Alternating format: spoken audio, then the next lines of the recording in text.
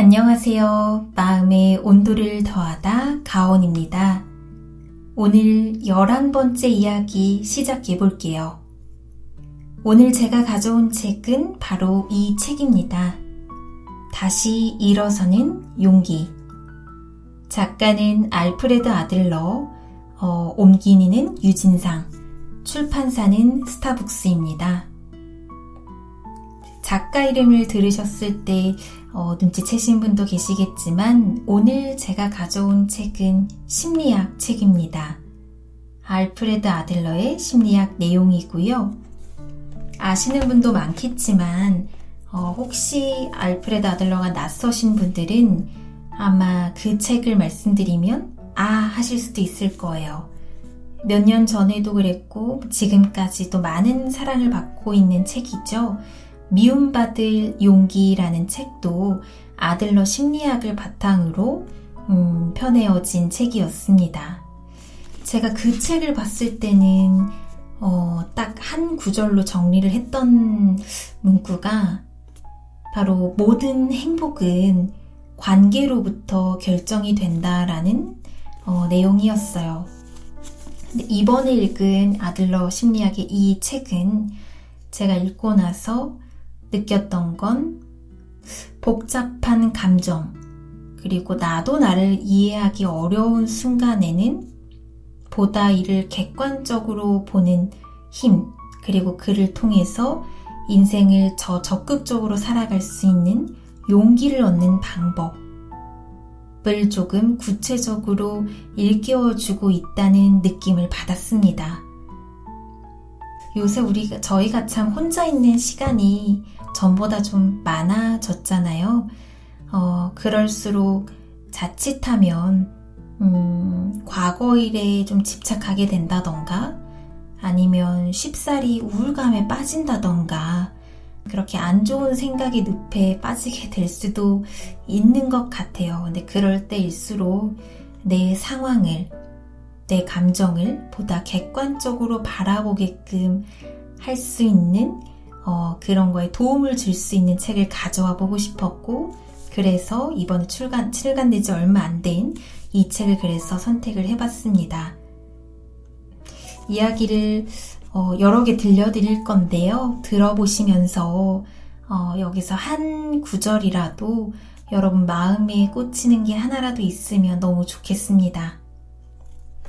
오늘도 역시나 내용을 읽어드리기 전에 들어가며에 적혀있는 부분을 먼저 읽어드리고 낭독을 시작하도록 할게요. 네, 지금부터 읽어드리겠습니다.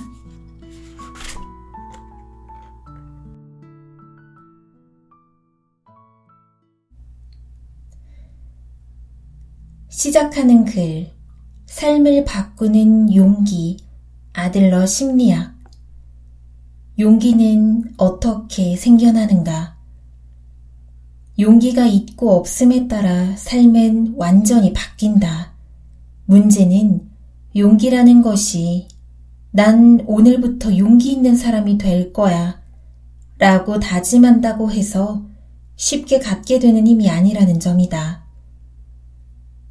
자신의 삶을 제대로 살도록 하는 용기, 주체적이고 독립적으로 살도록 하는 용기, 그리하여 자유롭게 살도록 이끄는 용기란 어떻게 한 사람의 내면에 단단히 자리를 잡게 되는 것일까?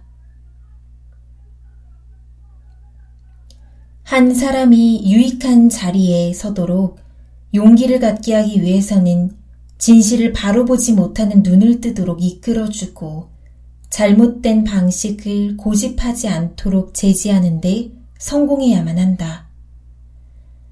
아들러의 심리학이 용기를 얻고 그것을 자기화하는 데 큰 도움을 줄 수 있는 까닭은 용기를 갖고 주체적으로 이 세상을 살아가는 방법을 탐구하는 것이 바로 아들러 자신의 문제였기 때문이다.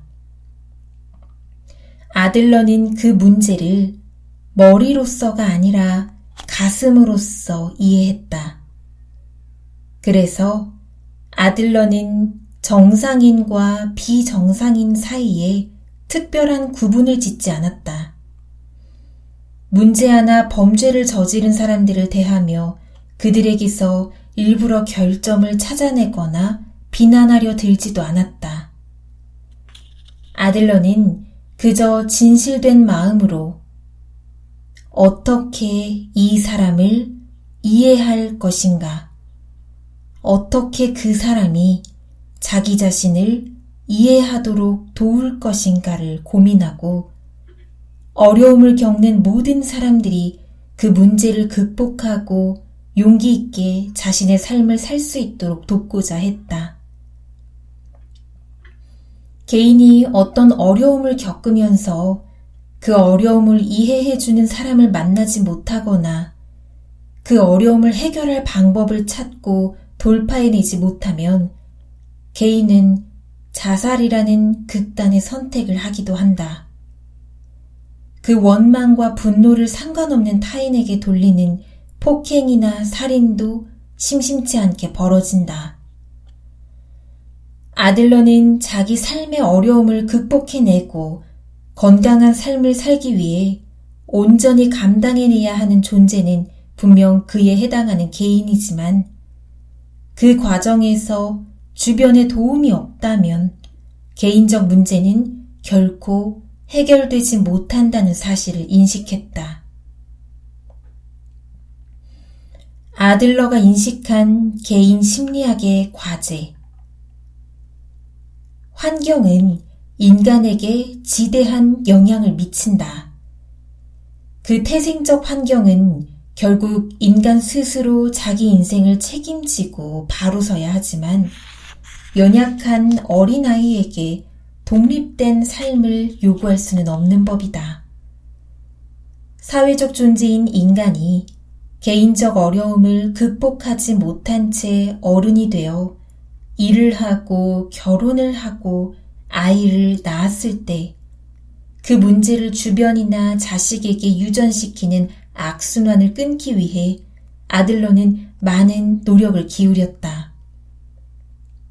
그러면서 아들러는 자신을 사랑하는 사람만이 타인을 사랑할 수 있다는 진리를 깨달았다. 자신의 괴로움과 불편한 상황에 힘들어하는 사람은 오로지 자기의 문제에만 집착하여 주위를 돌아보지 못하는 협소하고 이기적인 사람이 되고 만다.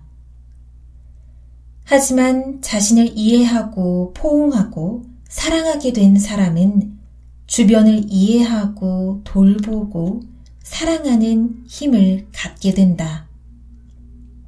그것은 용기로부터 시작되는 일이다. 자신을 믿는 용기, 자신을 믿고 한 발자국씩 떼어가는 용기, 절대로 포기하지 않는 용기.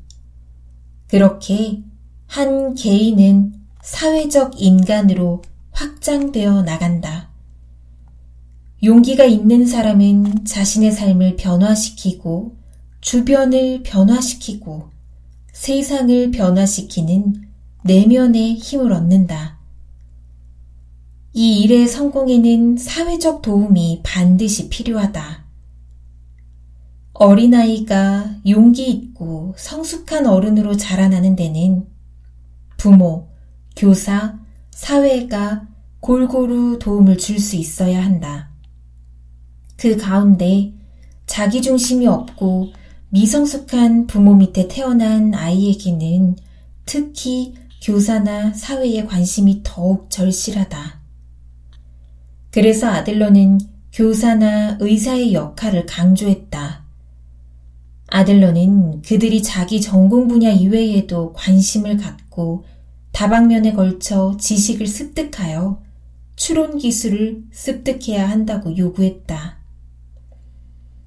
아들러가 자신이 주창한 개인 심리학에서 중요하게 생각한 부분도 과학적 경험과 지식을 바탕으로 삶에 적응하지 못하는 사람들에게 새로운 목표와 그 목표를 이룰 방법을 제시하고 한 인간이 자기 자신을 비롯하여 타인을 이해할 수 있도록 돕는 일이었다. 아들러는 인간이 보다 행복한 삶을 영위하도록 실제적인 도움을 주기 위해 평생에 걸쳐 노력했다. 지금 우리가 겪고 있는 팬데믹 시대에 세계가 주목하는 아들러 심리학이 다시 일어서는 용기를 가져다 주는 소중한 선물이 되기를.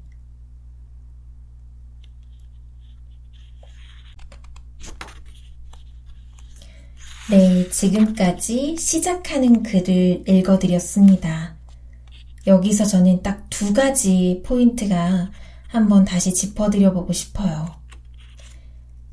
하나는 아들러가 그저 진실된 마음으로 어떻게 상대방을 이해할 건지, 또 반대로 어떻게 그 사람이 내 마음을 이해하도록 도울 것인가를 고민했다는 포인트가 좀 와닿았습니다.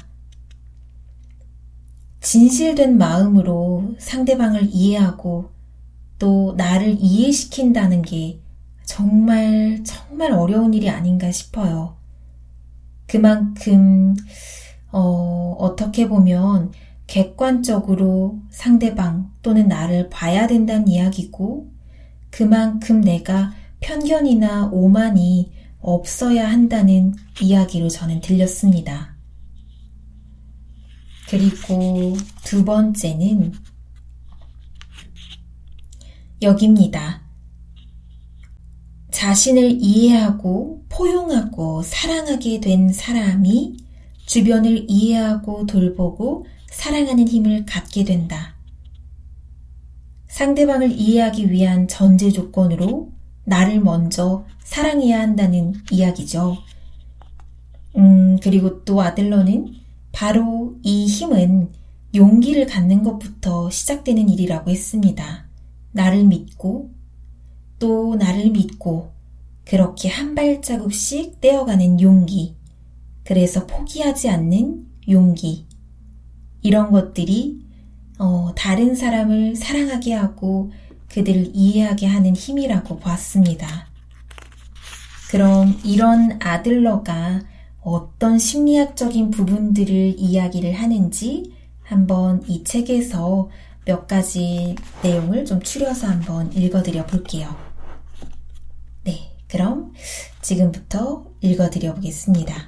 언제나 그렇듯 편안한 마음으로 이야기 들어주시면 감사하겠습니다.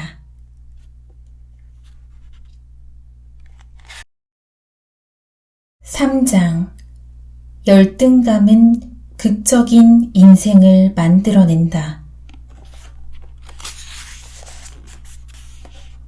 열등감을 객관화해라. 세계적인 심리학자들이 자주 사용하는 개인 심리학의 가장 중요한 발견은 열등감이라고 할 수 있다. 많은 학파의 심리학자들이 이 말을 채용해 그들 자신의 분야에서 사용하고 있다. 그렇지만 나는 그들이 열등감을 이해하고 있는지 혹은 올바른 의미로 사용하고 있는지에 대해서는 전혀 확신하지 못한다. 예를 들어 어떤 환자에게 그가 열등감으로 고통을 당하고 있다고 알리는 일은 아무런 도움이 되지 않는다. 오히려 해결 방법도 찾지 못한 채 열등감만을 더욱 심하게 증폭시킬 뿐이다. 우리는 그가 자신의 삶 속에서 특별히 실망감을 느꼈던 특정 사건에 대해 주의하지 않으면 안 된다. 우리는 그가 용기를 내지 못하고 있는 바로 그 문제에 대해서 그에게 용기를 북돋워줘야 하는 것이다. 모든 정신질환 환자들은 열등감을 갖고 있다. 신경증 환자들 역시 모두 열등감을 갖고 있기 때문에 열등감을 갖고 있는지 아닌지 여부로 환자들을 구별할 필요는 없다. 한 환자가 다른 환자와 구별되는 것은 그가 인생을 유익하게 살아갈 수 없다고 느끼는 이유가 어떤 종류의 상황인가 하는 점이다. 또한 자기의 노력이나 활동에서 느꼈던 한계에 의해서 구별된다. 그에게 당신은 열등감을 앓고 있다 라고 알려서 용기를 가지도록 도울 수 있다고 생각한다면 머리가 아프다는 사람에게 당신의 문제가 무엇인지 말씀드리지요. 당신은 머리가 아픈 겁니다. 라고 말함으로써 그에게 도움이 될 거라고 생각하는 것처럼 똑같이 무익한 일이다. 대부분의 신경증 환자에게 스스로를 열등하다고 느끼는지 물으면 그들은 아니요 라고 대답한다. 다음과 같이 말하는 사람도 있다. 나는 내가 주위 사람보다 뛰어나다는 사실을 잘 알고 있습니다. 사실 우리는 물어볼 필요도 없다. 단지 그 사람의 행동을 유심히 관찰하기만 하면 된다. 자기 자신이 중요한 사람이라는 사실을 거듭 스스로에게 납득시키기 위해서 어떤 트릭을 사용하는지를 알기 위해서는 그의 행동을 보면 된다. 예를 들어 오만한 사람을 만나게 되면 우리는 그러한 태도를 통해 그의 마음을 추측할 수 있다. 그는 다른 사람들은 나를 무시하는 경향이 있다. 나는 내가 대단한 사람이라는 사실을 드러내 보이지 않으면 안 된다. 라고 느끼고 있는 것이다. 이야기를 할 때 제스처가 심한 사람은 만약에 나의 말을 강조하지 않는다면 아무런 중요성도 갖지 못할 것이다. 라고 느낀다고 추측할 수 있다. 자기가 타인에 대해서 우월한 듯이 행동하는 모든 사람의 배후에는 특별한 노력을 기울여서 숨겨야만 하는 열등감이 존재하고 있다. 그 노력은 마치 키가 너무 작아서 고민하는 사람이 자기를 커 보이게 하기 위해서 발끝을 세우고 걷는 일과 같다. 우리는 가끔 2명의 어린아이가 키재기를 할 때 이러한 행동을 하는 것을 볼 수 있다. 자기가 작지 않을까 하고 염려하는 아이는 몸이 꼿꼿하게 경직돼 있다. 자기 키를 실제보다 커 보이게 하려고 신경 쓰기 때문이다. 우리가 그런 아이에게 내가 너무 작다고 생각하니? 라고 묻는다고 해서 아이가 그 사실을 인정하리라고 기대할 수는 없다. 그러므로 열등감이 강한 사람이라고 해서 반드시 순종적이고 조용하며 순한 눈을 한 비공격적인 인물인 것은 아니다. 열등감은 수많은 방법으로 자기를 표현한다. 나는 이를 동물원에 구경 간 3명의 아이들이 나타내는 각각의 반응으로 예증해 보일 수 있다. 그들 일행이 사자우리 앞에 섰을 때 첫 번째 아이는 어머니의 치맛자락을 붙들고 집에 가고 싶어 라고 말한다. 두 번째 아이는 그곳에 선 채로 얼굴이 창백해지고 벌벌 떨면서 나는 조금도 무섭지 않아 라고 말한다. 세 번째 아이는 물끄러미 사자를 노려보며 침을 뱉어줄까? 하고 어머니에게 말한다. 여기서 우리는 사실 세 아이 모두가 열등감을 갖고 있다는 사실을 알 수 있다. 그들 각자는 자신의 감정을 자기의 인생 방식과 일치하는 독특한 방법으로 표현했을 뿐이다. 열등감이란 어느 정도는 우리들 모두에게 공통적으로 존재하는 감정이다. 우리 모두는 항상 좀 더 나아지고 싶다는 바람을 갖고 있기 때문이다. 만약 우리가 용기를 갖고 있다면 우리는 이런 감정을 단 하나의 직접적이고 현실적이며 만족스러운 수단에 의해서, 즉 상황을 개선함으로써 제거하려 할 것이다. 어떠한 인간도 오랫동안 계속해서 열등감을 갖고 있을 수는 없다.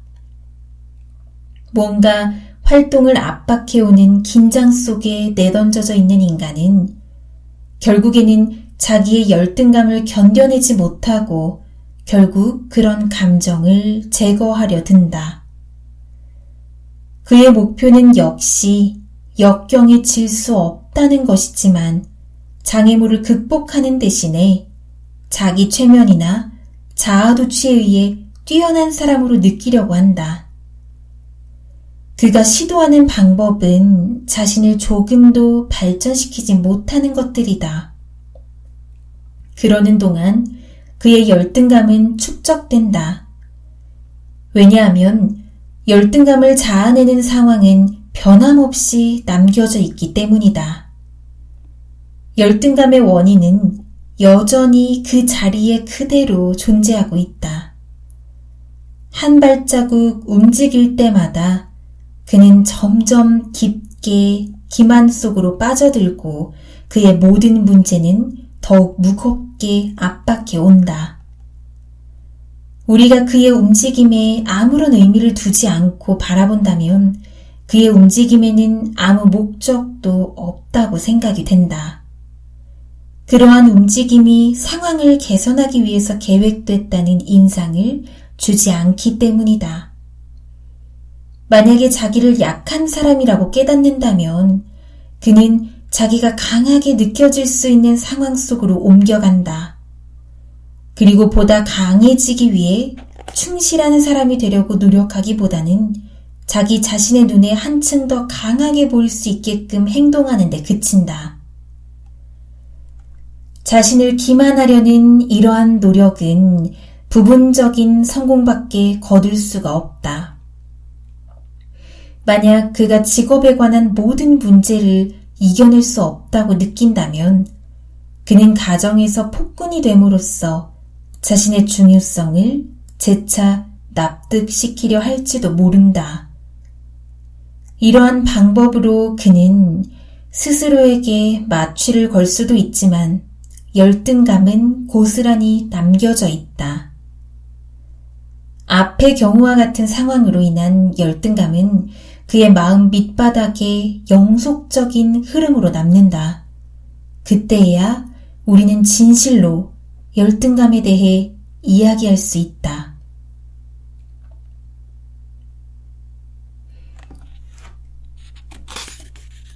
네, 열등감을 객관화하라는 제목의 글을 읽어드렸습니다. 예전에 제가 학창시절 때 제가 정말 좋아했던 선생님이 저한테 그런 말씀을 하신 적이 있어요. 사람들이 갖지 말아야 할 두 가지 감정이 있다면 하나는 열등감이고 하나는 우월감이다 라고 말해주셨던 선생님 한 분이 기억이 납니다. 그 말이 저는 머리에 좀 깊게 남아서 자주 생각을 하거든요. 내가 지금 혹시 열등감에 빠진 건 아닐까? 내가 지금 혹시 우월감에 이런 행동을 하는 건 아닐까? 그렇게 생각만 해왔던 것들이 이렇게 심리학 책을 읽다 보면 조금씩 이해가 가기는 합니다. 어느 누구나 열등감이나 우월감이 아예 없이 살 수는 없을 거예요. 우리는 사람이니까요. 그렇지만 지금 내가 하는 이 행동을 조금은 객관적으로 바라보게 하는 그런 지표가 되어주는 말이 아닐까 싶습니다. 또 반대로 생각하면 상대방, 내가 이해하고 싶지만 이해하기 어려운 상대방이 있다면 이렇게 한번 생각을 해보시면 훨씬 상대방을 이해하는 데 도움이 좀 되는 것 같았어요. 혹시 지금 저 사람이 하는 행동이 열등감을 감추기 위한 소위 방어기제 같은 건 아닐까? 지금 저렇게 하는 저 사람의 행동이 스스로의 우월감에서 나오는 행동은 아닐까? 약간 이렇게 좀 객관화하면서 보다 보면 나를 또 상대방을 조금 더 가까이 이해할 수 있는 방법이 되기도 하는 것 같습니다. 계속해서 다음 이야기 읽어드릴게요. 다음 이야기는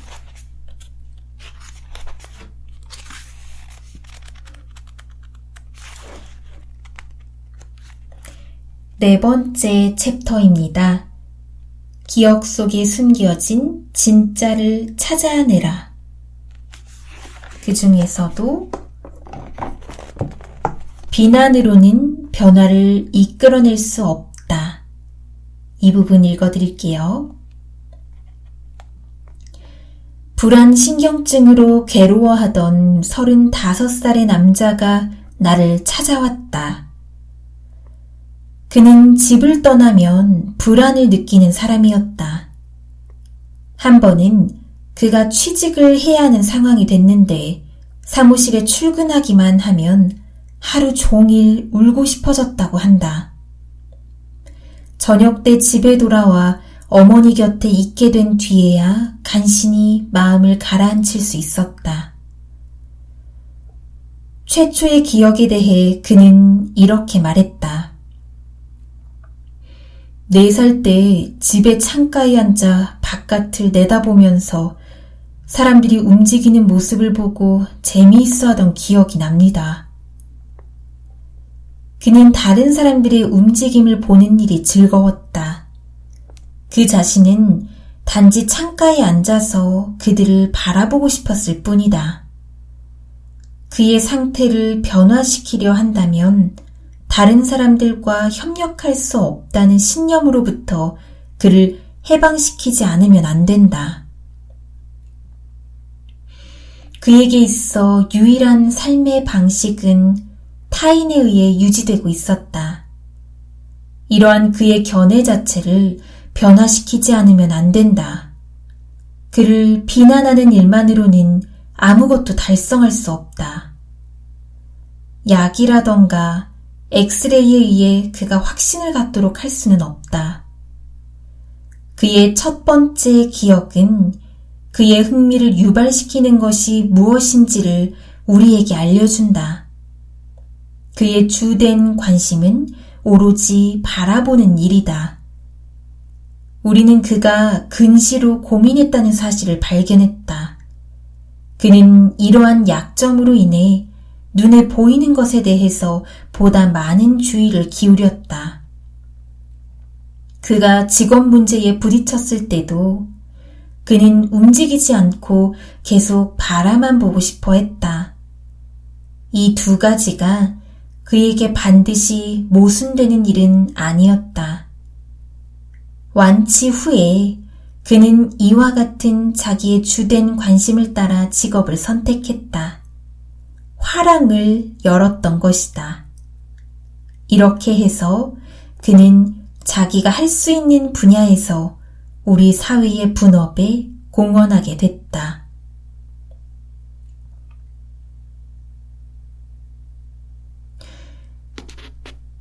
네, 여기서 나온 이 35살의 남자는 본인이 가지고 있던 약점이라고 해야 할까요? 스스로가 생각하는 약점 때문에 스스로를 가둬뒀다가 그 약점으로 인해서 사회에 나가게 되는 이야기를 해줬습니다. 비난으로는 변화를 이끌어낼 수 없다. 맞는 것 같아요. 비난은 할수록 비난을 받는 사람은 작아지기 마련이고 비난을 받을수록 점점 더 적극적으로 나의 그 약점을 이겨내기가 어려워지기 마련인 것 같거든요. 상대방의 변화를 이끌어내기 위해서는 비난보다는 상대방의 약점을 이용해서 더 나은 방향을 제안할 수 있는 게 더 좋은 상대방의 배려가 아닐까 싶습니다.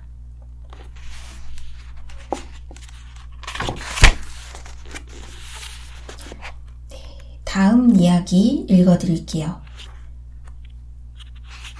5번째 챕터.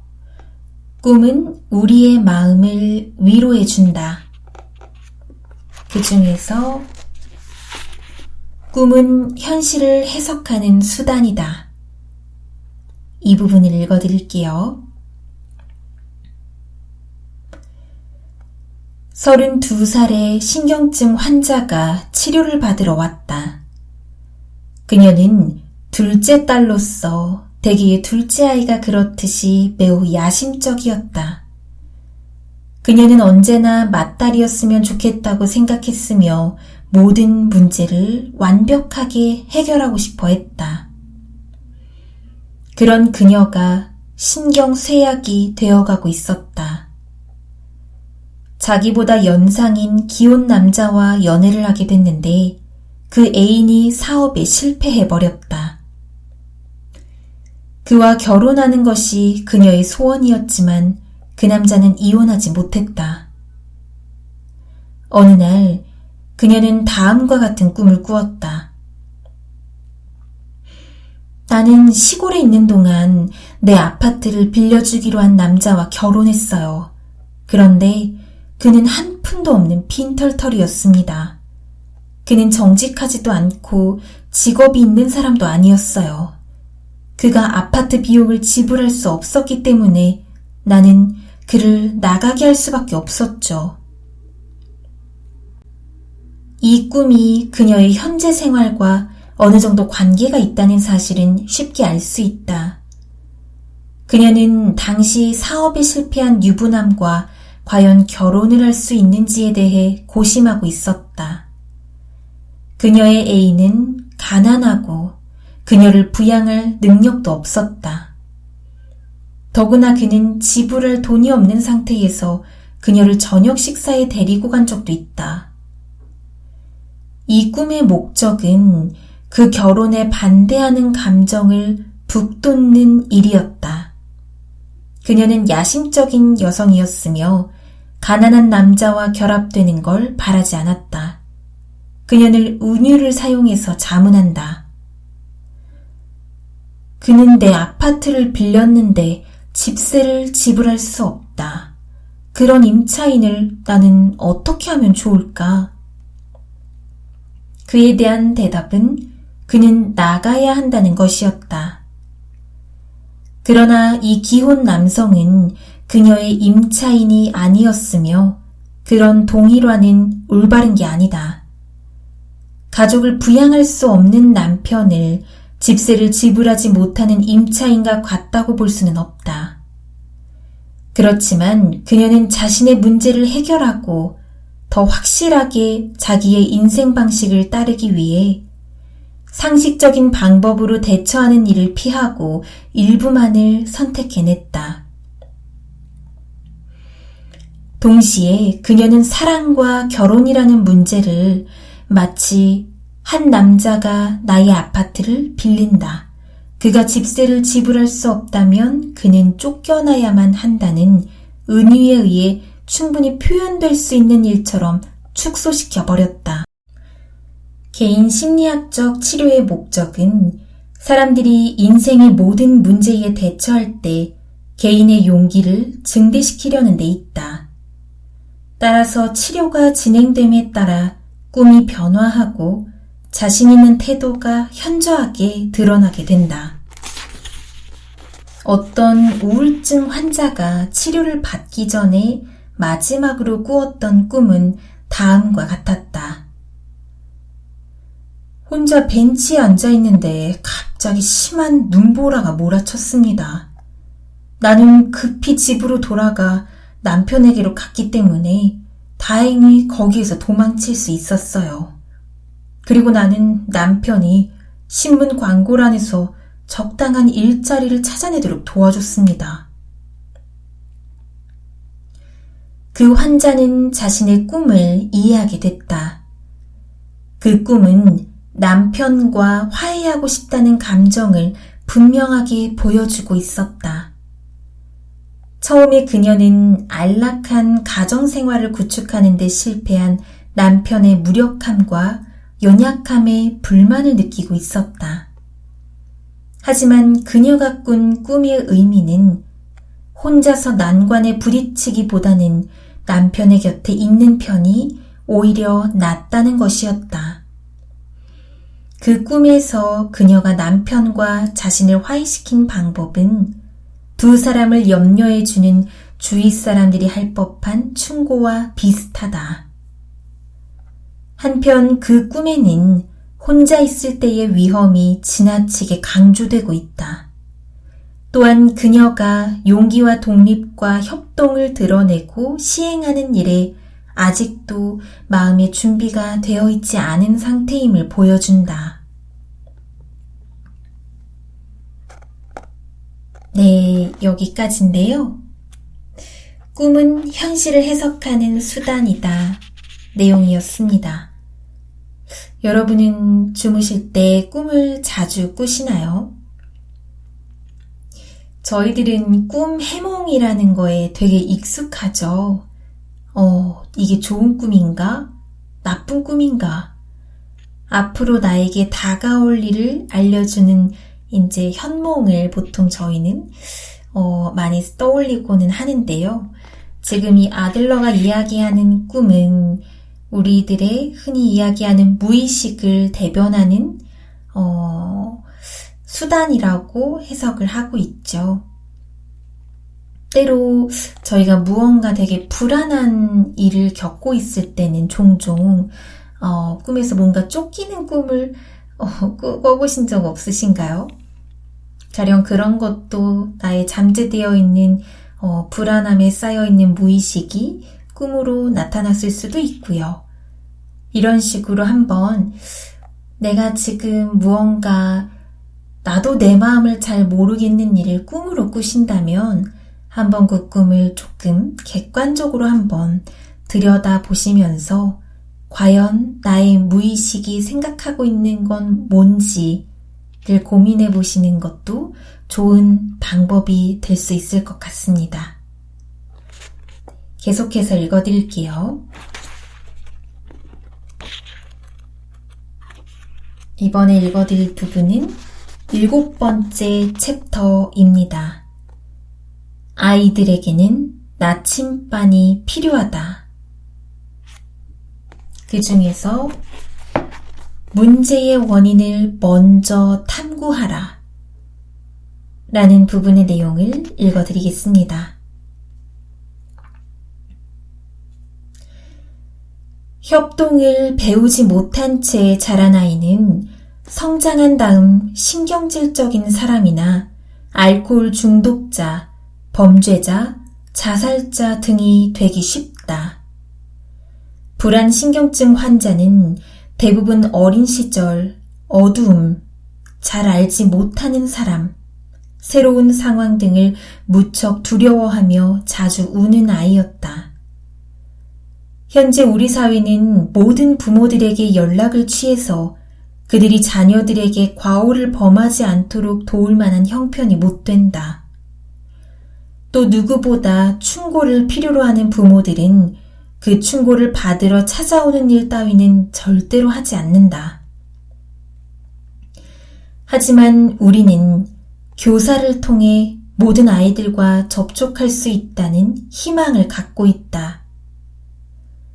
이렇게 해서 우리는 이미 저질러진 잘못을 개선하고 아이들로 하여금 자립심이 강하고 용기 있으며 협동적인 사람이 되도록 훈련시킬 수 있다.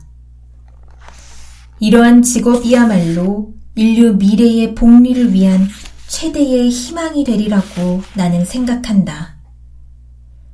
약 15년 전에 내가 개인 심리학 고문회의를 설립했던 이유는 바로 이러한 목적에서였다. 이 회의는 빈이나 유럽의 다른 도시에서 대단히 가치 있는 일이라는 인정을 받았다. 높은 이상과 심대한 희망을 갖는 것은 대단히 바람직한 일이다. 그러나 방법이 발견되지 않으면 이상은 모두 무가치한 것으로 전락해버린다. 과거 15년의 경험을 통하여 이들 고문회의는 완전히 성공적이었다는 사실이 입증됐다. 유아기의 여러 문제를 연구하여 어린이들을 책임있는 이웃이 되도록 교육하기 위한 최선의 수단을 제공했다는 사실이 증명된 것이다. 당연한 일이지만 고문웨이는 개인 심리학에 기초를 두고 있을 때 가장 훌륭하게 성공할 수 있다고 확신한다. 그런데 이 회의는 다른 학파 심리학자들의 협력을 필요로 한다. 나는 항상 고문회의가 심리학의 각기 다른 학파와 연결을 맺고 또 각 학파로부터 얻은 결과를 비교, 연구해야 한다고 제창해왔다. 고문회의의 방법은 교사와 부모, 어린이가 겪는 어려움에 대해 충분한 경험을 쌓고 잘 훈련된 심리학자가 학교의 교사들과 일체가 되어 그들 속에서 일어난 문제들을 놓고 함께 토의하는 것이다. 심리학자가 학교를 방문하면 교사가 한 아이의 사례와 그들이 일으킨 문제에 대해서 설명한다. 그 학생은 게으름을 피우는 아이일 수도 있고 싸움을 하거나 위장결석을 하거나 남의 물건을 훔치거나 공부가 뒤떨어져 있는 아이일 수도 있다. 심리학자는 자신의 경험을 전달하며 토의를 진행시킨다. 토의 중에는 그 아이의 가정 생활과 성격, 발달 상황이 거론된다. 그리고 문제가 최초로 발생했을 때의 상황이 묘사된다. 교사와 심리학자는 그 문제가 일어난 이유가 무엇인지를 탐구하고 어떠한 식으로 그 문제를 해결해 나갈 것인가를 토의한다. 그들은 경험을 쌓은 사람들이므로 잠시 뒤에는 똑같은 결론에 도달해 있다. 심리학자가 학교를 방문하는 날에는 어머니와 자녀가 함께 출석한다. 교사와 심리학자는 그 어머니에게 어떻게 이야기하면 가장 바람직할지, 어떠한 식으로 그 어머니에게 영향을 줄 수 있을지, 그 아이가 실패한 이유를 어머니에게 어떻게 제시할지에 대해서 결정한 후에 어머니를 출석하게 한다. 어머니는 자녀에 대해서 더 많은 정보를 제공할 수 있다. 어머니와 심리학자 간의 토의가 시작되면 그 과정 속에서 심리학자는 아이에게 도움을 주기 위해 무엇이 필요한지를 제안한다. 어머니들은 대개 이러한 상담 기회가 주어지는 데 대해 크게 기뻐하며 적극적으로 협력해준다. 만일 어머니가 심리적으로 저항한다면 심리학자와 교사가 그와 비슷한 사례에 대해 토론하고 그로부터 결론을 끄집어낼 수 있다. 어머니는 그 결론을 자신의 자녀에게 적용시키고 이후 아이가 다시 토론 장소에 들어와서 심리학자와 이야기를 나누게 된다. 그때 심리학자는 아이의 잘못에 대해 직접적으로 이야기하지 않고 그 아이가 처해 있는 상황에 대해 이야기한다. 심리학자는 그 아이가 건전하게 발달하는 것을 방해했던 여러 요소들을 찾아낸다. 가령 다른 아이들은 중요하게 취급되는데 그 아이만 무시당한다고 느끼지는 않았는지, 그런 것들에 대해 의견을 내고 판단하게 된다. 심리학자가 아이를 비난하지 않고 편안한 분위기 속에서 부드럽게 대화를 나누는 상황은 아이에게 뭔가 다른 견해를 가져다 준다.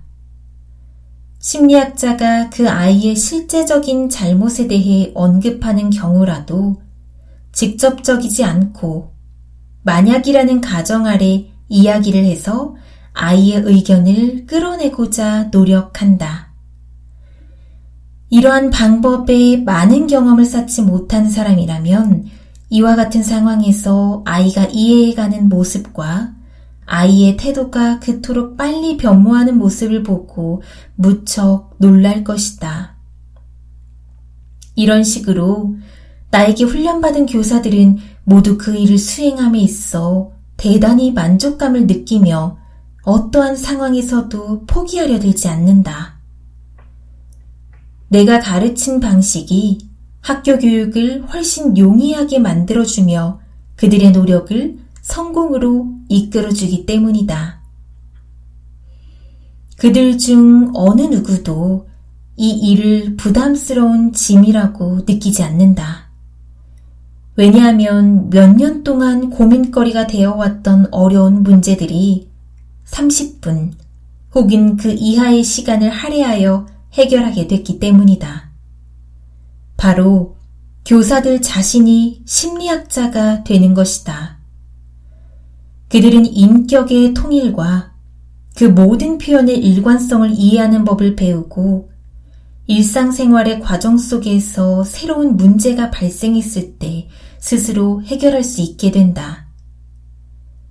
사실 모든 교사들이 이러한 훈련을 받아서 심리학자 따위는 필요 없게 되는 상황이 우리들의 희망이다.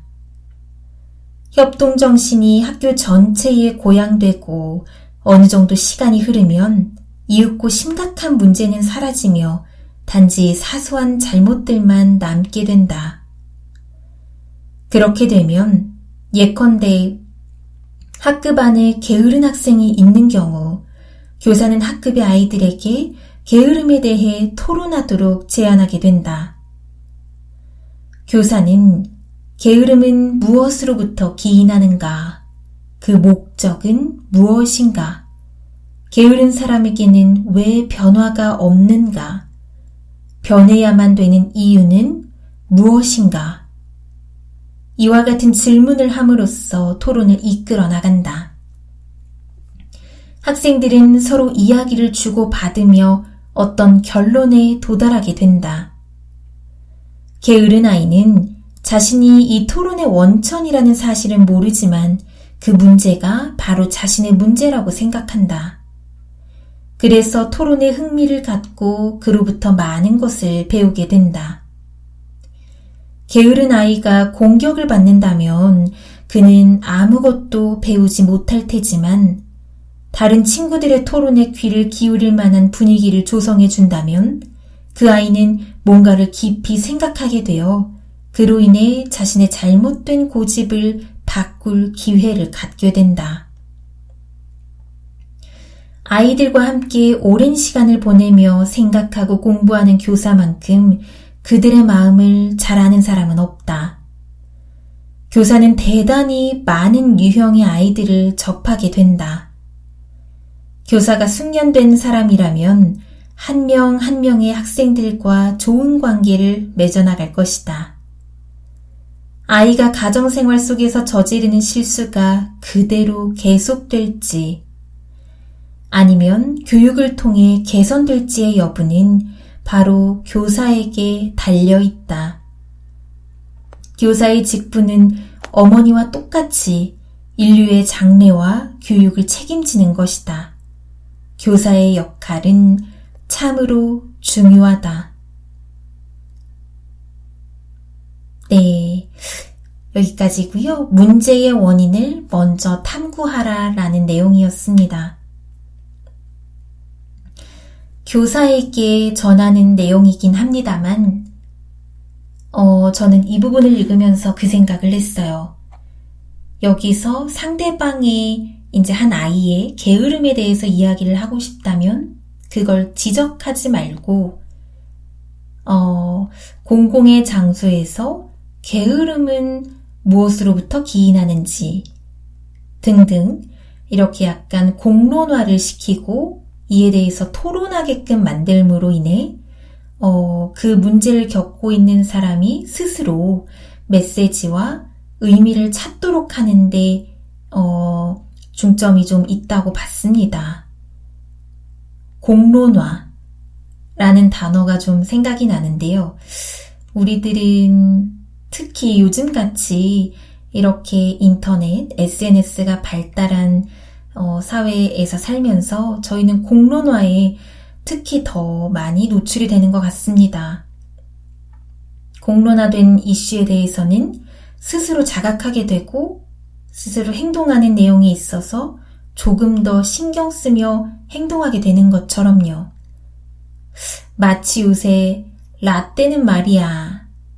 이런 꼰대 문화에 대해서 이야기를 하다 보니 사회생활을 할 때 나는 꼰대가 아닌가 이렇게 하는 게 혹시 꼰대 짓은 아닌가 하는 생각을 하게 하는 것처럼 말입니다. 제가 드리고 싶은 말씀은 장황해지긴 했는데 상대방의 문제점을 지적하는 것보다는 그 사람이 아닌 것처럼 그 문제를 공론화시키고 토론함으로써 스스로가 그 문제를 자각하고 느끼게 하는 게 훨씬 더 효과적이라는 말씀을 드리고 싶었습니다. 다음 이야기 계속 읽어드릴게요.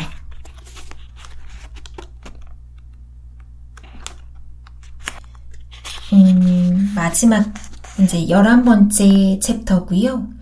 이웃에 대한 관심이 세상을 이끈다. 그 중에서 저는 소외는 온 인류에 대한 증오심을 낳는다. 이 부분을 읽어드리겠습니다.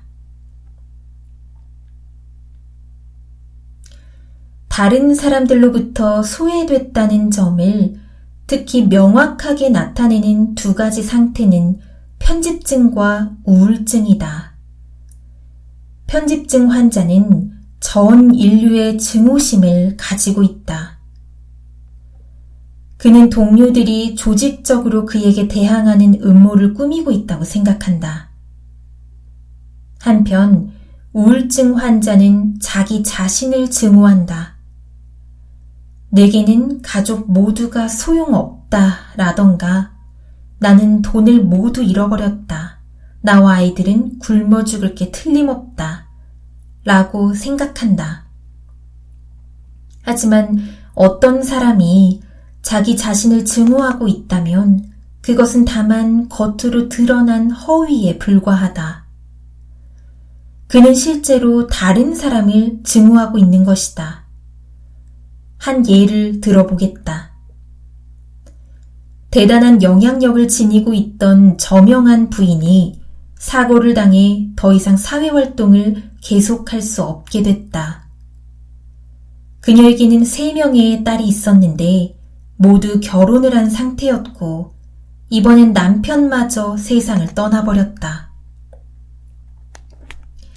이전에 그녀는 누구에게나 관심의 대상이었으나 이제는 쓸쓸한 일상만이 남았다.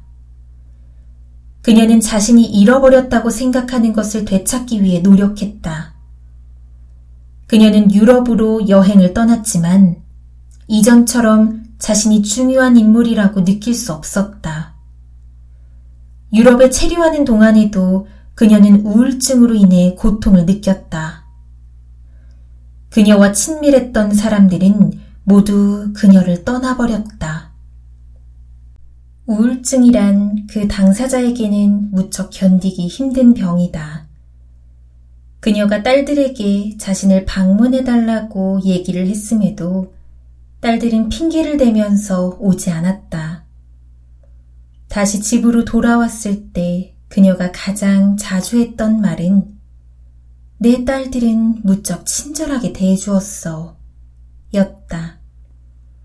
그녀의 딸들은 그녀를 혼자 내버려 두고 간호사에게 시중을 맡겨버렸는데도 말이다. 그녀가 돌아온 이후에도 딸들은 어머니를 거의 방문하는 일이 없었다.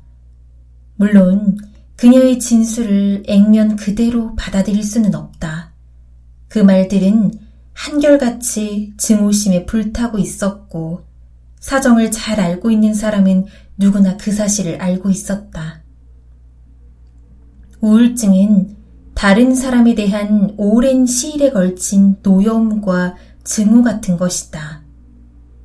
우울증 환자는 관심이나 동정심을 얻기 위해 자기 자신의 죄책감에 대해 실망하고 있는 것처럼 보인다. 우울증 환자의 최초 기억은 일반적으로 다음과 같다. 나는 긴 의자 위에 눕고 싶었는데 거기에 형이 누워 있었다. 내가 막 울었기 때문에 형은 거기에서 일어나야만 했다. 종종 우울증 환자들은 자살에 의해 자기 자신에게 복수하려는 경향이 있다. 그러므로 처음에 의사가 주의해야 할 점은 그들에게 자살의 구실을 주지 않도록 하는 일이다. 나는 치료의 제1원칙으로 그들에게 어떤 일이라도 자신이 하고 싶지 않으면 하지 말라 라고 해서 전체적인 긴장감을 유발시키지 않도록 하고 있다. 이는 얼핏 사소한 문제처럼 보일지도 모르지만 나는 그것이 문제 전체의 핵심을 이루고 있다고 생각한다. 만약 우울증 환자가 자신이 하고 싶은 일만 할 수 있다면 과연 누구를 증오할 필요가 있을까? 무엇 때문에 그가 자신에게 복수해야 한다고 생각하겠는가? 나는 그에게 이렇게 말한다.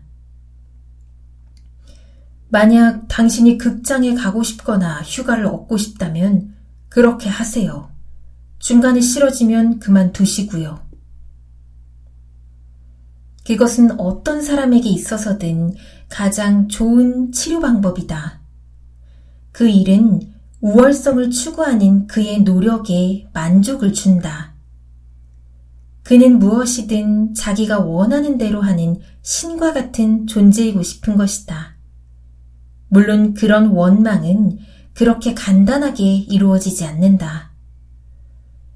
그는 다른 사람을 지배하고 싶어 하지만 다른 사람이 허락하지 않으면 그들을 지배할 방법이 없다. 따라서 내가 환자들에게 말하는 법칙은 대단한 해방이다. 지금까지 내 환자 가운데 자살자가 나온 적이 없다는 사실이 확실히 증명해 준다. 물론 누군가가 환자를 지켜주면 가장 좋을 것이다. 지켜보는 사람이 있는 한은 아무런 위험도 없다. 그렇지만 환자 중에 어떤 사람들은 내가 바라는 만큼 주의 깊게 지켜봐주는 보호자가 없었다. 앞서와 같이 말하면 종종 환자들은 이렇게 말한다. 나는 하고 싶은 일이 아무것도 없습니다. 나는 그런 말을 너무나 자주 들어왔으므로 언제나 준비된 대답이 있다. 그렇다면 당신이 싫어하는 일은 아무것도 하지 않도록 하세요. 때로 어떤 환자는 하루 종일 자고 싶다고 말한다.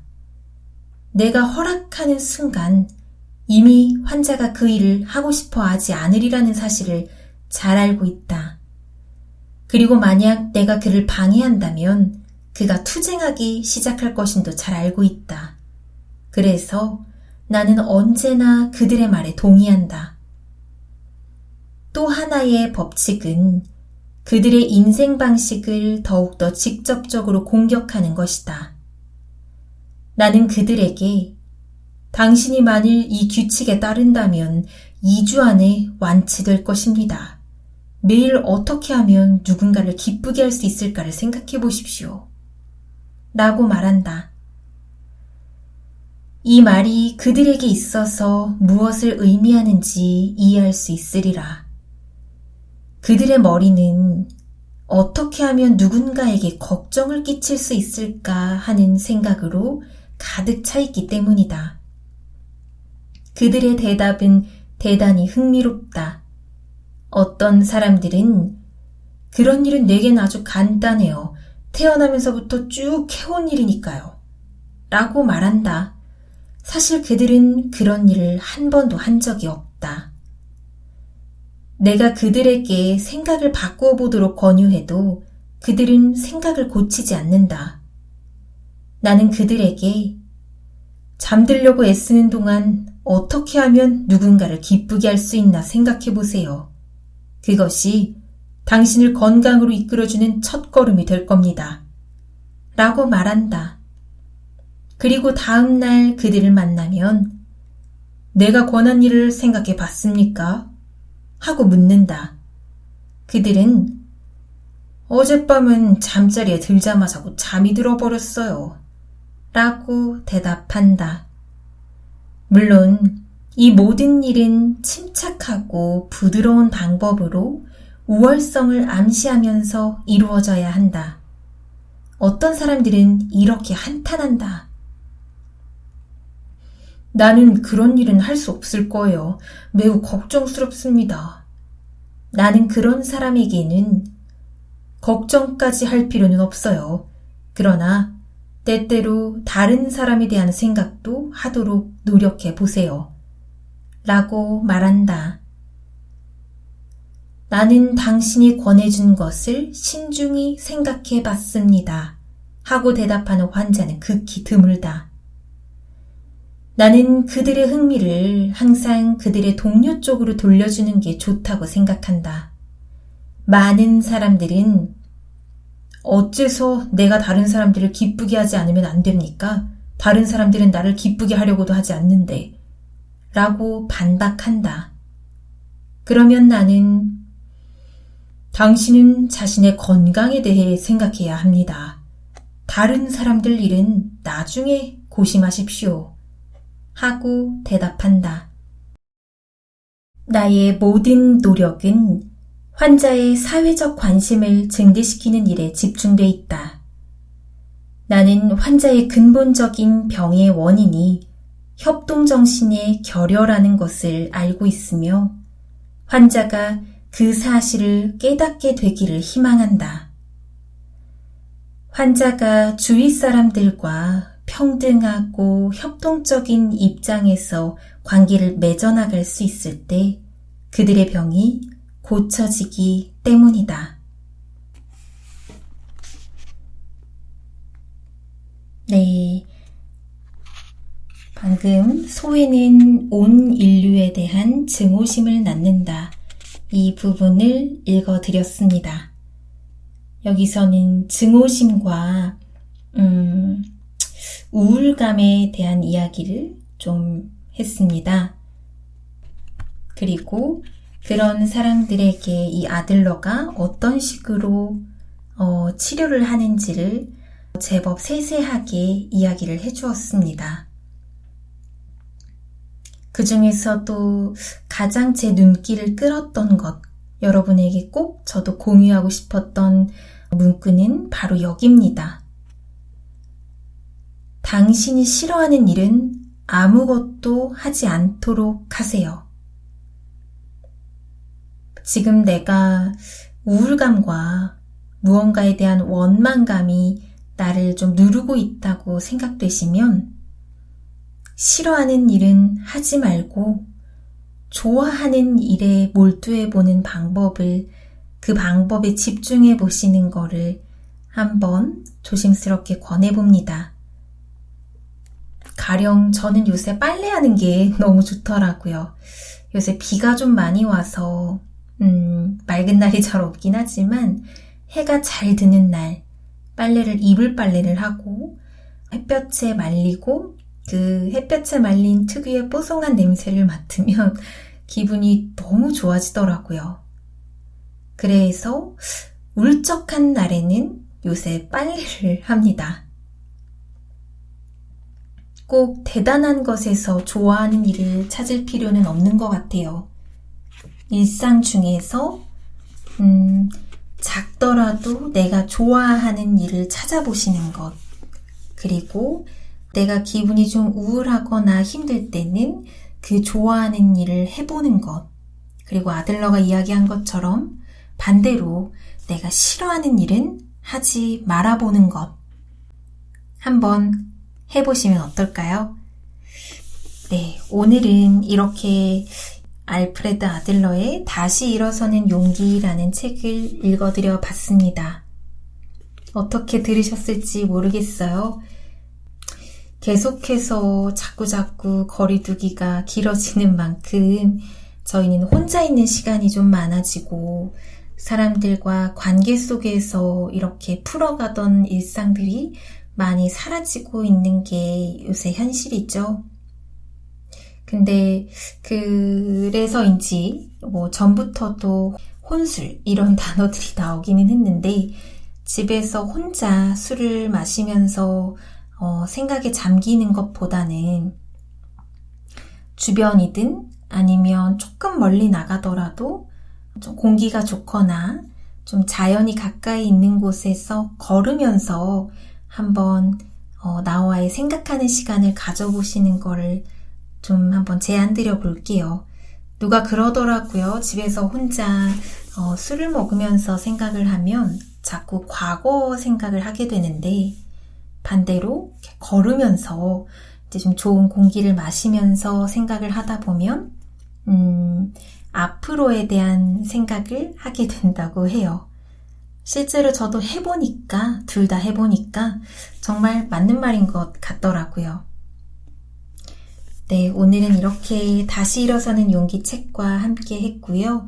여러분의 일상에 용기가 될 수 있는 말을 오늘 책에서 한 구절이라도 가져가실 수 있다면 저는 오늘 너무 행복할 것 같습니다. 그럼 저는 또 다음에 좋은 이야기 들고 찾아올게요. 지금까지 마음의 온도를 더하다 가온이었습니다.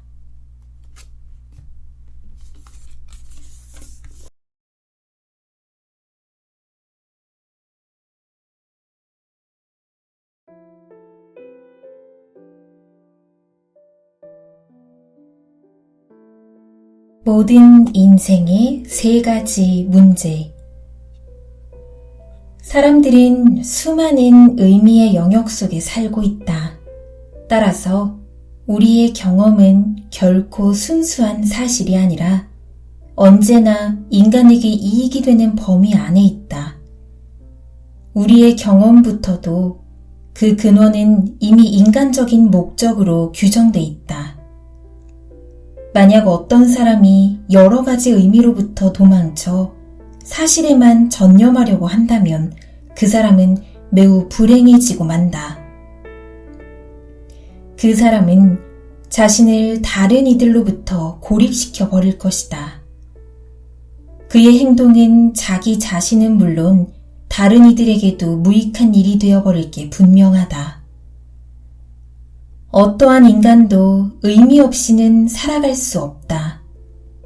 우리는 항상 우리가 부여한 의미를 통해서 현실을 경험한다. 객관적인 현실 자체가 아니라 해석된 무엇으로서 경험하는 것이다. 그러므로 이 의미란 언제나 미완성의 것, 불완전한 것, 아니 오히려 결코 완전할 수 없다고 생각하는 게 당연하다. 수많은 의미로 가득 찬 세계는 과실로 가득 찬 세계와 같다. 우리가 인생의 의미란 무엇입니까? 하고 물어볼 때 선뜻 대답할 수 있는 사람은 별로 없을 것이다. 사람들은 이 문제로 수없이 고민하기도 하지만 쉽게 답을 얻지 못한다. 이 질문은 인간의 역사만큼이나 오래됐다. 오늘날에도 많은 사람들이 인생에는 도대체 어떤 의미가 있는 것일까 하는 의문을 가진다. 대부분의 사람들은 일종의 패배감을 맛보았을 때 주로 그런 질문을 던진다. 사람이 그 질문에 대답하는 방법은 자신의 행동을 통해서다. 어떤 사람이 하는 말에 대해 귀를 막고 그의 행동만을 관찰한다면 우리는 그가 자기 자신만의 고유하고 개인적인 인생의 의미를 갖고 있음을 알게 된다. 또한 그가 하는 모든 행동과 표현 방식, 야심, 습관, 성격의 특징 하나하나가 인생의 의미와 합치된다는 사실도 알 수 있다. 그의 모든 행동의 밑바닥에는 세계 및 자기 자신에 대한 일정한 암묵적 평가, 다시 말해서 나는 이러이러한 사람이고 세계는 이러이러하다라는 판단이 있다. 또한 그가 자신과 인생에 부여한 의미가 놓여 있다. 삶의 의미는 개개인에 따라 약간의 차이를 갖는데 그중 절대적인 인생의 의미를 갖고 있는 사람은 한 명도 없다. 또 어떤 것은 도움이 되고 어떤 것은 절대적으로 틀리다고 단정 지을 수 있는 의미도 없다. 모든 의미는 이 두 극한 사이에 놓여 있다. 그렇지만 우리는 이런 수많은 의미 속에서 좋은 대답과 그렇지 않은 대답을 구별할 수 있다.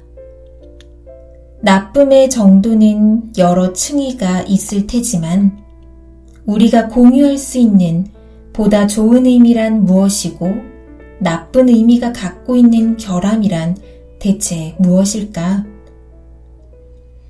그에 대해 알아봄으로써 우리는 과학적인 인생의 의미, 진정한 의미의 공통 척도, 인간과 관련된 모든 현실에 직면할 수 있을 것이다. 인류의 목표와 목적에 있어서의 진정한 의미와 상치되는 진리는 존재하지 않는다. 모든 인간은 세 개의 관계를 갖고 있는데 인간이 직면하는 모든 문제는 이들 관계의 방향에 있다. 사람들은 항상 관계에 대해 고려해야 하는데 관계가 사람들의 현실을 만들어내기 때문이다. 인간에게는 항상 관계의 문제가 제기되기 때문에 그에 대해 대답해가면서 살게 되고 이에 대한 대답은 인생의 의미에 관한 개개인의 관념을 보여준다. 세 가지 관계 중에서 가장 근본은 우리가 지구라는 혹성 위에 살고 있다는 사실이다. 우리는 이 삶의 터전이 제시하는 여러 가지 제약과 가능성 아래서 발전해 나가야만 한다. 또 지구상에서 육체적이고 정신적인 개개인의 생활을 계속하면서 인류의 미래를 확실한 방향으로 나아갈 수 있도록 하지 않으면 안 된다. 어느 누구도 이 문제를 회피할 수는 없다. 모든 대답은 우리가 인류에 속해 있다는 사실, 인간은 이 지구에 살고 있는 동물이라는 사실에 의해서 규정되지 않으면 안 된다. 인간은 약한 육체를 갖고 있으며 불확실한 환경 속에 놓여 있다. 따라서 자신의 생명, 인류의 복지를 위해서 우리의 행동을 확실한 기반 위에 두고 시야를 더 넓혀야 한다. 우리는 해답을 구하기 위해 노력해야만 하며 조직적으로 이용 가능한 모든 수단을 활용해서 노력을 기울여야만 한다. 단번에 영원히 확정될 수 있는 완벽한 해답을 발견하지는 못할 테지만 그럼에도 불구하고 가능한 한 가장 좋은 해답에 도달할 수 있도록 전력을 기울여야 한다. 이때의 모든 해답은 우리가 지구라는 이 작은 혹성의 표면에서 갖는 온갖 장단점과 함께 뒤얽혀 있다는 사실에 단적으로 적응할 수 있는 것이어야 한다. 이제 두 번째 관계에 대해 생각해보자. 우리 주위에는 다른 사람들이 살고 있으며 우리는 인류와의 관계 속에서 살아간다. 개개의 인간은 그 자신이 갖고 있는 약점과 불완전성, 한계로 인해 자기의 목표를 혼자서 달성할 수 없다. 그는 자신의 생명을 유지하는 일조차 불가능하고 그러면 인류의 생명을 지속시켜가지도 못하게 된다. 개인의 행복을 위해 또 인류의 행복을 위해 할 수 있는 최대의 노력은 사람들 사이의 교제다. 인생의 모든 문제에 대한 모든 해답은 우리가 사람들과 더불어 살아가야만 한다는 점을 고려한 것이어야 한다. 만약 우리가 살아남으려 한다면 우리의 감정조차도 그 어떤 과제나 목표 중에서 가장 중요한 문제에 호응하는 것이어야 한다. 세 번째로 직면하게 되는 것은 이성 간의 관계다. 개체와 공동체의 생명 유지라는 목적을 위해서는 이 사실이 고려되지 않으면 안 된다. 사랑과 결혼의 문제는 세 번째의 관계에 속한다. 어떤 남자나 여자든 이 문제에 대해 해답을 내리지 않을 수 없다. 모든 사람이 갖고 있는 세 가지 관계는 세 가지 문제를 제기한다. 즉, 이 지구의 특성이 주는 모든 제약 아래서 우리가 계속 살아갈 수 있도록 해주는 직업을 어떻게 발견할 것인가 하는 점이 첫 번째다. 두 번째로, 우리가 주위 사람들과 협력하고 그 협동의 대가를 함께 누리기 위해서 어떤 식으로 관계를 맺어 나가야 하는가에 문제가 있다. 마지막으로 인간이 남자와 여자라고 하는 다른 두 성으로 살아가면서 인류의 미래와 존속이 우리의 성생활에 의존하고 있다는 사실에 자기 자신을 어떻게 적응시키는가 하는 문제다. 개인 심리학의 견지에서는 이들 세 개의 중요한 문제 가운데서 이것들과 아무런 관련이 없는 문제는 없다고 본다.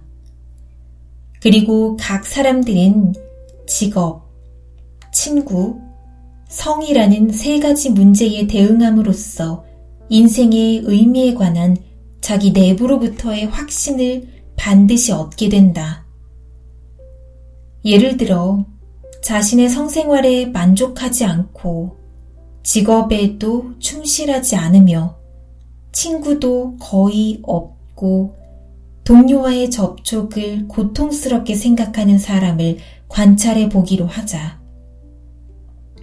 그의 생활 중에 생기는 여러 한계와 제약으로 인해 우리는 그가 살아가는 일이 어렵고 위험스러우며 좋은 기회는 거의 주어지지 않고 도처의 위험만 도사리고 있다고 생각한다는 결론을 내릴 수 있다.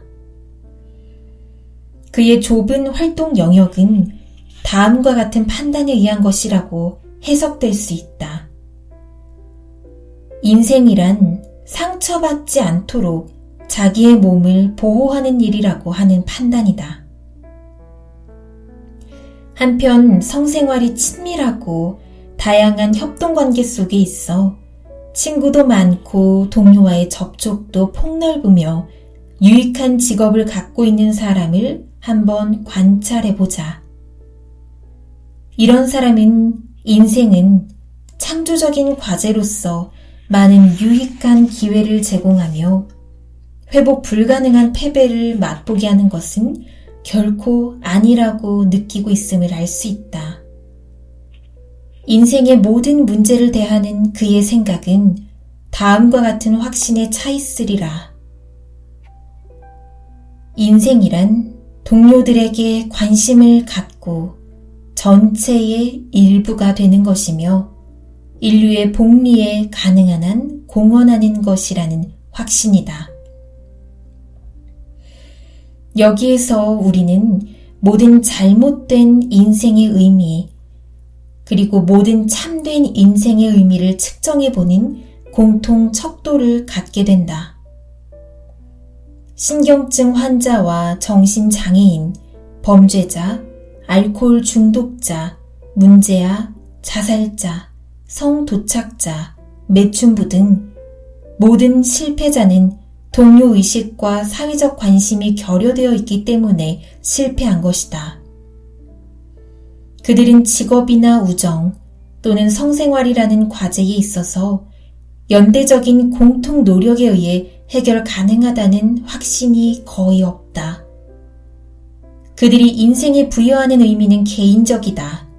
그러므로 그들이 목표를 달성하더라도 그 자신 이외에는 아무도 이익을 받지 못한다.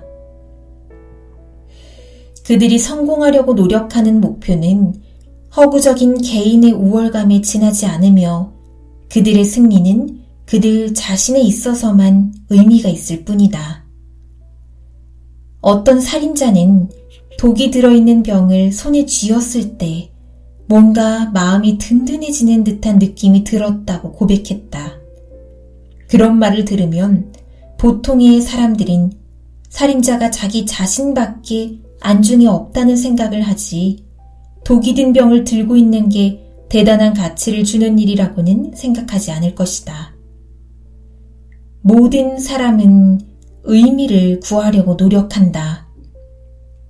그런데 의미란 본질적으로 타인의 삶에 공헌할 수 있을 때 얻게 된다는 사실을 깨닫지 못한다면 잘못을 범하기가 쉽다. 어떤 작은 종파의 여성 지도자에 관한 다음과 같은 일화가 있다. 어느 날 그녀는 신자들을 모아놓고 다음 주 수요일에 세계의 종말이 올 거라고 알렸다. 그녀의 신봉자들은 매우 깊은 감명을 받고 자신들의 물건을 팔아서 세상의 모든 일로부터 손을 떼고 가슴을 졸이며 운명의 날이 오기만을 기다렸다. 정작 수요일에는 아무런 일도 일어나지 않았다. 목요일이 되자 신자들은 그녀의 해명을 듣기 위해 집회를 열었다. 우리가 얼마나 곤혹스러워하고 있는지 보십시오. 우리는 이 세상의 확신을 모두 버렸습니다. 우리는 만나는 모든 사람에게 오는 수요일에 이 세상에 종말이 올 거라고 말했습니다. 사람들이 비웃었지만 우리는 추호도 의심하지 않고 계속 되풀이해서 이야기했습니다. 이 일을 의심할 나위 없는 권위자에게 들어 알게 된 거라고 말입니다. 하지만 수요일이 지나가 버렸는데도 이 세상은 아직 여기 이렇게 존재하고 있지 않습니까? 그러자 예언자가 대답했다. 내가 말한 수요일은 여러분들이 말하는 수요일이 아닙니다. 그런 식으로 그녀는 사적인 의미를 사용해서 격렬한 비난으로부터 자기를 보호할 수 있었다. 사적인 의미란 결코 시험될 수 없다. 참된 인생의 지표가 되는 모든 것은 공통의 의미일 때 가능하다. 그것들은 다른 사람들이 공유할 수 있으며 타당하다고 승인할 수 있는 의미다. 인생의 모든 문제에 대한 좋은 대답 가운데 하나는 항상 타인에게도 그 길을 열어놓고 있다는 점이다. 거기서 우리는 공통의 문제에 대한 답을 발견하기 때문이다. 따라서 어떤 사람의 생이 타인에 의해서 의미 있다고 승인될 때 그 사람은 천재라고 불릴 수 있다.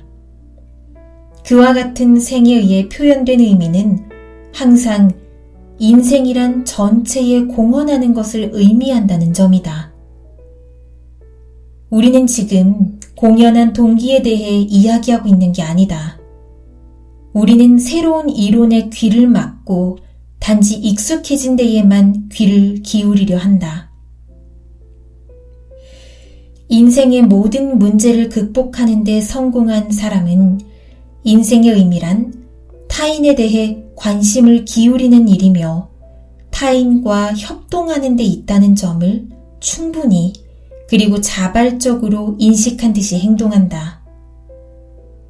그가 하는 모든 일은 동료들의 관심에 의해 이끌려진 것처럼 보이며 곤란한 일에 직면했을 때는 그 곤란함을 인류의 이익과 일치할 수 있는 수단에 의해서만 극복하는 것처럼 생각된다. 이는 아마도 많은 사람의 눈에 새로운 시점으로 비칠 것이다. 그들은 우리가 삶에서 느끼는 의미란 진정으로 타인을 위한 것이며 타인에 대해 관심을 갖고 서로 협동하는 데 있다고 생각한다. 그렇다면 다음과 같은 질문이 가능할지도 모른다. 그러면 도대체 개인은 어떻게 되는 것인가? 항상 타인을 염려하고 그들의 이익에만 자신의 모든 걸 바친다면 자기 자신의 개성이 상처 입는 것은 아닐까? 적어도 올바르게 발달해가기 위해서는 자신의 일을 먼저 생각해야 하는 것 아닌가? 이런 생각은 나의 견해로는 잘못됐으며 그런 생각으로 제기하는 문제는 그럴듯해 보이지만 결국 거칠애일 뿐이다. 어떤 사람이 인생의 의미를 부여하는 일에 공헌하기를 원하고 자기의 모든 감정이 이 목표로 향해진다면 그는 그 공헌을 위해서 당연히 자기를 가장 좋은 상태에 두게 되어 있다. 그는 목표에 도달되도록 노력할 것이며 사회 감정을 고양하도록 자신을 훈련시키고 그 감정을 실천함으로써 점차로 몸에 익혀나갈 것이다. 목표가 정해지기만 하면 곧 훈련이 동반된다. 그때 그는 인생에 놓인 3가지 문제를 해결하기 위해서 준비하고 스스로의 능력을 발휘하기 시작할 것이다.